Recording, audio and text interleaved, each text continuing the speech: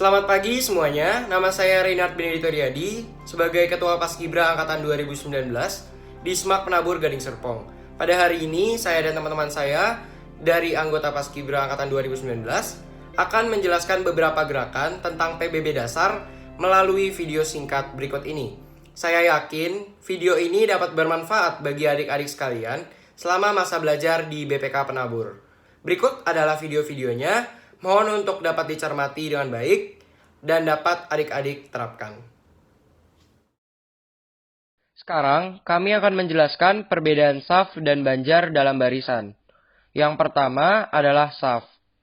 Saf adalah barisan horizontal dan dari ujung kiri ke ujung kanan dapat disebut sebagai satu saf.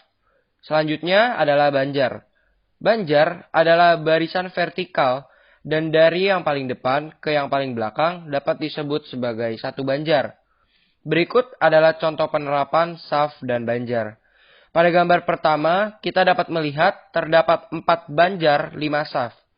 Pada gambar kedua, terdapat 5 banjar atau bisa disebut juga 3 saf. Dan untuk gambar ketiga, terdapat 3 banjar atau 5 saf. Pada gambar-gambar tersebut, terdapat titik biru yang disebut sebagai penjuru. Penjuru adalah patokan di mana barisan harus mengikuti penjuru, sehingga barisan dapat menjadi lurus. Untuk contoh lainnya, terdapat pada gambar ini, di mana dari depan kita dapat melihat terdapat 3 banjar, dan apabila kita melihat dari sisi samping, maka akan terlihat terdapat 4 saf. Demikian penjelasan untuk penerapan saf dan banjar. Selamat pagi semuanya. Pada kesempatan kali ini, saya akan menjelaskan mengenai salah satu materi di PBB dasar, yaitu sikap sempurna. Sikap sempurna dimulai saat ada aba-aba siap gerak dari pemimpin ataupun pembina. Setelah ada aba-aba tersebut, badan peserta atau pasukan tegak dan juga pandangan lurus ke depan, fokus pada satu titik. Untuk posisi badannya, bahu ditarik ke belakang dan juga dada dibusungkan ke arah depan. Tangan diletakkan di samping badan. Telapak tangan dikepal dan juga ditempelkan di kanan dan di kiri jahitan celana untuk putra dan juga rok untuk putri. Kepalan tangan menghadap ke arah jahitan celana. Lengan tangan rapat dengan badan tanpa adanya jeda sedikit pun. Untuk posisi kaki, telapak kaki membentuk huruf V atau sekitar 45 derajat dan juga selebar bahu. Tumit dirapatkan dan juga berat badan dibagi atas kedua kaki. Sekian untuk penjelasan sikap sempurna. Selanjutnya adalah posisi istirahat di tempat. Gerakan selanjutnya adalah istirahat di tempat. Pada aba-aba pelaksanaan, kaki kiri dipindahkan ke samping kiri dengan jarak selebar bahu. Posisi badan dari pinggang ke atas sama dengan sikap sempurna, kecuali tangan. Posisi tangan kanan dikepal, pergelangannya dipegang erat oleh tangan kiri, punggung tangan kanan di atas telapak tangan kiri, dan simpan tepat di ikat pinggang belakang. Turun digunakan di saat kakak senior ingin memberikan informasi, memperagakan sesuatu, ataupun memberi minum. Gerakannya sederhana, yaitu ketika kakak seniornya mengucapkan kata turun, kalian harus melakukan apa yang seperti kat. Peragakan sekarang. Hal yang perlu diperhatikan adalah, pertama, posisi tangan kanan berada di atas lutut kanan dengan jari-jari mengepal. Lalu, letakkan tangan kiri tegak lurus ke bawah dengan 3 jari yang ikut tegak ke bawah. Posisi muka lurus ke depan dan posisi badan tetap tegak. Jika kakak seniornya mengatakan ganti kaki, maka kalian cukup melakukan posisi sebaliknya dari posisi sebelumnya, yaitu mengganti kaki kanan yang ada di atas menjadi kaki kiri yang ada di atas. Lalu yang tadinya tangan kanan berada di atas lutut kanan diganti menjadi tangan kiri di atas lutut kiri. Jika kakak seniornya berkata naik, maka kalian harus Berdiri dengan posisi sikap sempurna. Untuk posisi hormat 45 derajat. Pertama-tama, susun kedua tangan kalian di depan dada dengan posisi tangan kanan di atas. Lalu, angkat tangan kanan kalian setinggi 45 derajat dan letakkan tangan kiri kalian di samping badan. Setelah itu, posisikan ujung jari tangan kanan kalian di ujung alis kanan kalian. Pastikan bahwa telapak tangan kalian menghadap ke bawah dan jari-jarinya tertutup rapat. Posisikan bahu dan siku kalian menghadap ke arah 45 derajat, tidak terlalu lebar dan tidak terlalu sempit. Jangan lupa untuk mengencangkan tangan kiri kalian di samping badan. Hormat 45 derajat sendiri biasanya digunakan untuk semua hal kecuali menghormati bendera merah putih. Berikutnya kita akan mempelajari tentang sikap hormat 90 derajat. Hormat 90 derajat hanya kita gunakan saat memberikan hormat kepada bendera merah putih dengan aba-aba yang berbunyi, kepada bendera merah putih, hormat, gerak. Setelah kata gerak, barulah kita dapat memberikan hormat 90 derajat. Dalam melakukan hormat 90 derajat, sikap badan kita sama seperti sikap hormat 45 derajat, yaitu badan tetap tegak, dada membusung, bahunya rileks, tangan kiri dikepal di samping badan, lutut diluruskan, tumit kaki membentuk huruf V, pandangan tetap lurus ke depan, dan untuk putri tetap tersenyum. Perbedaan posisi hormat 90 derajat dengan hormat 45 derajat hanya terletak di posisi tangan kanan. Saat melakukan hormat, lengan atas diluruskan selurus dan setinggi dengan bahu. Lalu lengan bawah diluruskan, telapak tangan diluruskan, dan seluruh jari dilapakkan. Letakkan telapak tangan dengan posisi jari tengah menyentuh alis bagian ujung.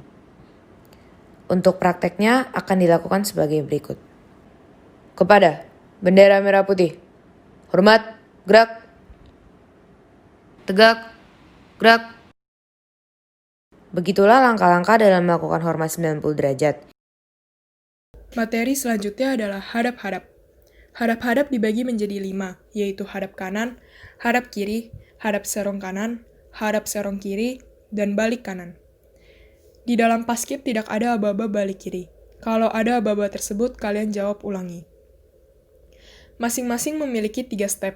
Contohnya adalah hadap kanan. Step pertama adalah menempatkan kaki kiri di ujung kaki kanan dengan membentuk huruf T. Pada step ini, posisi kepala, bahu, dan tangan tetap dalam keadaan sikap sempurna. Step kedua adalah badan dibanting 90 derajat ke arah kanan, seirama dengan kaki kanan yang diputar menghadap kanan. Pada saat badan dibanting, posisi kepala, bahu, dan tangan tetap dalam keadaan sikap sempurna. Step ketiga adalah kaki kiri dirapatkan dengan kaki kanan, serta kedua ujung kaki tetap berjarak 45 derajat. Posisi kepala, bahu, dan tangan masih sama, yaitu tetap dalam keadaan sikap sempurna. Pada saat aba-aba hadap kanan atau hadap kiri, tubuh dibanting 90 derajat. Sedangkan aba-aba hadap serong kanan atau hadap serong kiri, tubuh dibanting 45 derajat. Dan pada saat aba-aba balik kanan, tubuh dibanting 180 derajat. Sekarang coba per step ya. Setelah saya tepuk, baru lanjut ke step berikutnya. Untuk Noel, pimpinan sambil alih. Hadap kanan, gerak! Bisa dilihat kaki kiri berada di ujung kaki kanan, membentuk huruf T. Dan pada saat bergerak, badan tetap berada di posisi sikap sempurna. Badan dibanting ke arah kanan, namun bahu tetap diam. Pada saat membanting, tubuh tidak kurang atau lebih dari 90 derajat. Kaki kiri dirapatkan dengan kaki kanan, serta kedua ujung kaki tetap berjarak 45 derajat, sehingga kembali ke posisi sikap sempurna. Selanjutnya ada hadap kiri. Hadap kiri, gerak! Sekarang kaki kanan berada di ujung kaki kiri, membentuk huruf T. Dan posisi kepala, badan, dan tangan tetap berada di posisi sikap sempurna.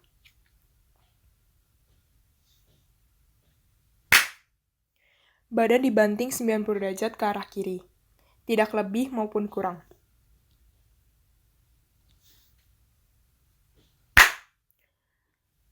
Kaki kanan dirapatkan dengan kaki kiri, serta kedua ujung kaki tetap berjarak 45 derajat, sehingga kembali ke posisi sikap sempurna.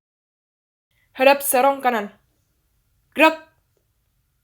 Sama seperti sebelumnya, kaki kiri membentuk huruf T di depan ujung kaki kanan.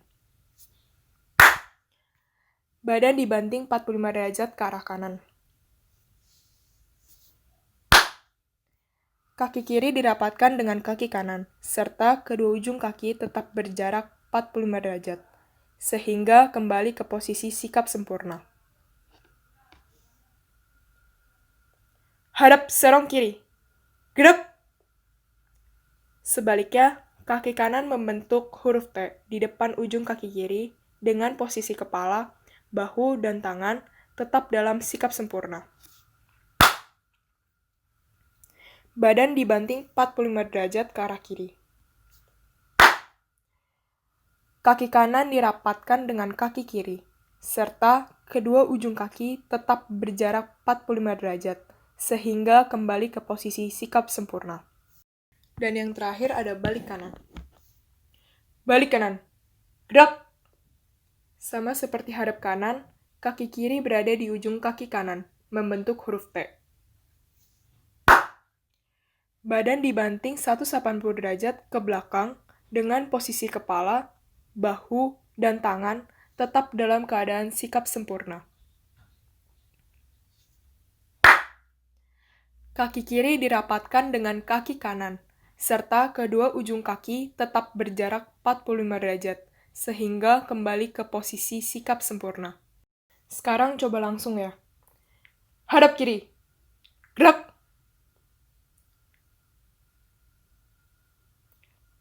Hadap kanan. Gerak! Hadap serong kanan. Gerak! Hadap serong kiri. Gerak!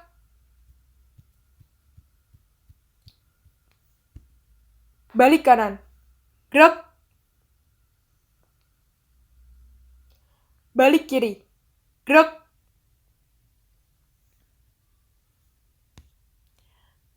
Balik kanan. Gerak! Selanjutnya, kita akan belajar mengenai jalan di tempat. Jalan di tempat akan dimulai dengan mengangkat kaki kiri dan dilanjutkan dengan kaki kanan secara bergantian. Beberapa hal yang harus diperhatikan dalam aba-aba jalan di tempat, yaitu tempo, gerakan, dan posisi badan. Untuk tempo jalan di tempat, kalian akan diatur oleh penjuru dari barisan kalian. Penjuru harus mengatur tempo dengan stabil dan tidak terlalu cepat. Untuk gerakan, kalian harus mengangkat kaki setinggi 90 derajat. Pada saat mengangkat kaki, tidak membentuk angka 7 ataupun seperti menendang.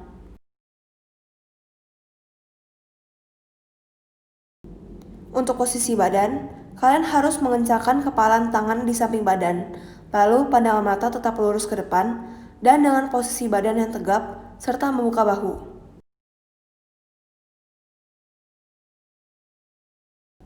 Jalan di tempat akan dimulai dengan aba-aba jalan di tempat, gerak. Setelah gerak, kalian mulai mengangkat kaki kiri.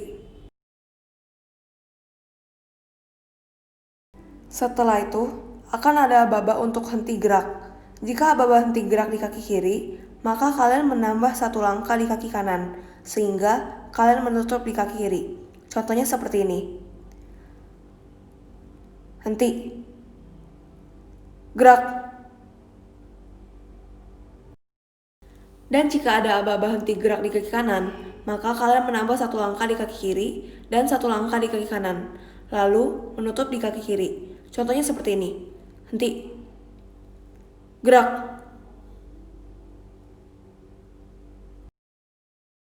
Pada saat aba-aba jalan di tempat, kalian tidak diizinkan untuk menoleh, hanya boleh melirik banjar atau saf untuk meluruskan barisan. Sekian untuk materi jalan di tempat. Jangan lupa untuk memperhatikan detail yang sudah dijelaskan. Yang selanjutnya adalah langkah-langkah. Dalam PBB, semua langkah dimulai dengan kaki kiri dan jumlah maksimalnya adalah 4 langkah. Aba-aba untuk langkah adalah jalan. Contohnya, satu langkah ke depan, jalan. Atau satu langkah samping kanan, jalan. Sekarang saya akan menunjukkan per stepnya. Jika ada aba-aba 2 langkah ke depan, maka kaki kiri dihentak ke depan dengan lutut yang tetap lurus. Lalu berganti ke kaki kanan, dan kaki kiri menutup. Telapak kaki harus tetap membentuk sudut 45 derajat. Selama melakukan langkah-langkah, lutut harus tetap dikunci agar kaki tidak menekuk dan tetap lurus. Apabila ada aba-aba 1 langkah samping kiri, maka kaki kiri melangkah ke samping dengan lutut tetap dikunci. Kaki dibuka selebar bahu, kemudian kaki kanan menutup. Khusus untuk aba-aba langkah samping kanan, kaki kanan tetap melangkah duluan. Contohnya, apabila ada aba-aba 2 langkah samping kanan, maka kaki kanan melangkah ke samping, kaki dibuka selebar bahu, lalu kaki kiri menutup. Kemudian, kaki kanan dibuka lagi selebar bahu, dan kaki kiri menutup lagi. Selama melakukan langkah, kepalan tangan dan bahu harus tetap dikencangkan, supaya gerakan terlihat patah-patah. Untuk aba-aba 1 langkah ke belakang, kaki kiri dipindahkan ke belakang. Lutut tidak boleh sampai menekuk, lalu kaki kanan menutup.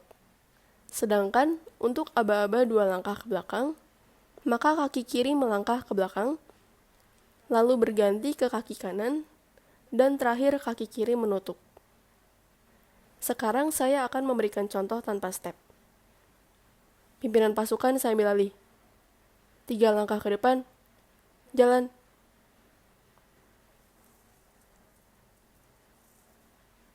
Empat langkah samping kiri, jalan.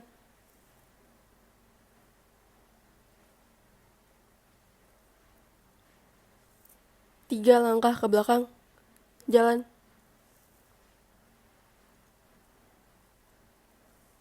Satu langkah samping kanan, jalan. Satu langkah ke depan, jalan. 3 langkah samping kanan, jalan.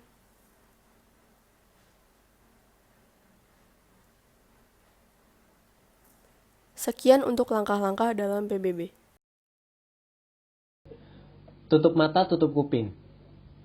Tutup mata, tutup kuping adalah aba-aba yang diberikan supaya kalian tidak bisa mendengar dan melihat sekitar kalian.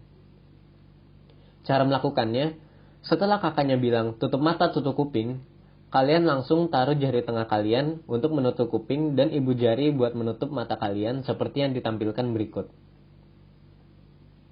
Kalian tidak boleh sampai melihat atau mendengar sekitar kalian. Jadi kalian menutupnya harus dengan kencang dan rapat. Saat melakukannya, posisi badan kalian harus tetap siap. Kepala tidak dongak atau menunduk. Untuk membuka mata dan kuping kalian, kakaknya nanti akan menyentuh bahu salah satu dari kalian.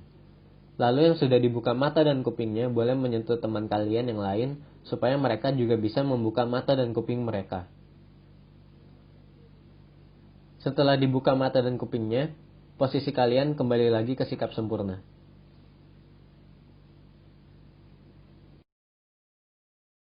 Untuk materi selanjutnya, kita akan belajar cara memakai topi Hanlat.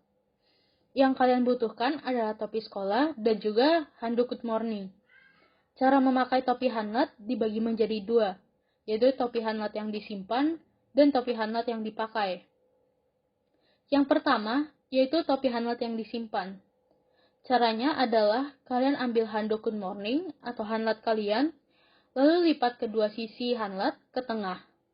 Pastikan lipatan rapi dan setiap sisinya sama.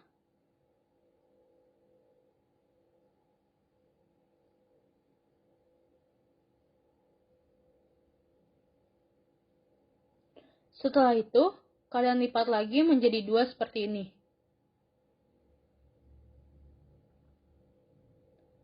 Jika Hanlat sudah dilipat, kalian ambil topi kalian dan putar topinya sehingga lambang Tutwori Handayani menghadap ke kalian. Lalu setelah itu, kalian taruh ujung Hanlat yang sudah dilipat ke depan lambang Tutwori dan kalian lipat sisa Hanlatnya ke belakang.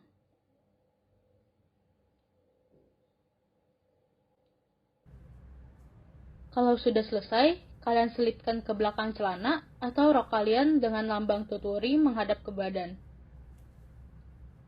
Untuk cara memakai yang kedua, yaitu topi hanlat yang dipakai. Caranya adalah kalian ambil dan buka hanlat kalian, lalu pegang tengah-tengah hanlat dan lipat menjadi 2. Jangan lupa sisakan sedikit siku di ujung hanlat.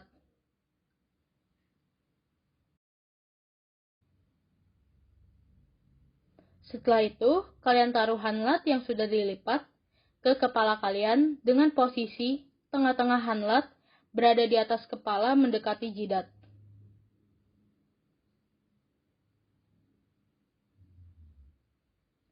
Jika sudah menaruh hanlat, langkah terakhir yang kalian lakukan adalah memasangkan topi di kepala.